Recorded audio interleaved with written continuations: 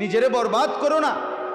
সময় আর মিলবে না, হায়াত আর মিলবে না, এই রাত আর আসবে না, এই দিন আর আসবে না, এই ঘন্টা মিনিট সেকেন্ড আর ফিরবে না। তুমি আর কোনোদিন শিশু হবে না। তুমি যদি যৌবন হয়ে যাও আর কোনোদিন পিছন দিকে ফিরতে পারবে না।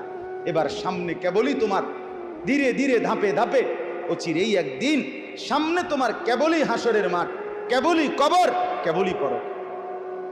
কি বলেন? আর আমরা ফিরতে পারবো তো পিছন দিকে? আবার আমরা শিশু হইতে পারবো তো?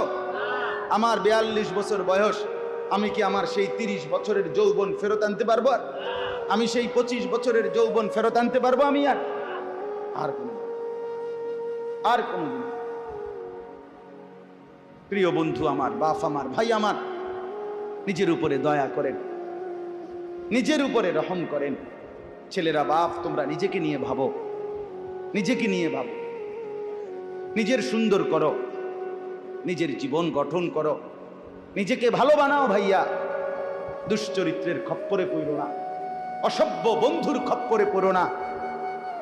আমি প্রতিদিন বলি, বলেই যাব ইনশাআল্লাহ, যে নামাজ পড়ে না সে বন্ধু না, যে উলঙ্গ ছবি দেখে সে বন্ধু না, যে নর্তকীর নাচ গান, মোবাইলে সিনেমা, নাটক, অশ্লীল ছবি দেখে, এটা কোনো বন্ধু না, এটা ইবলিস, এটা শয়তান ছাড়া আর কিচ্ছু না। এটা শয়তান, শয়তান, শয়তান, ইবলিস। এটা সেজদা যার কপালে নাই, এটা ইবলিস।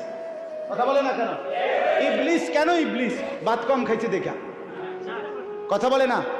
ইবলিস কেন ইবলিস? এতে গুম গেছে দেখা নাকি? কেন? সেজদা করে। সেজদা না করলে কি হয়?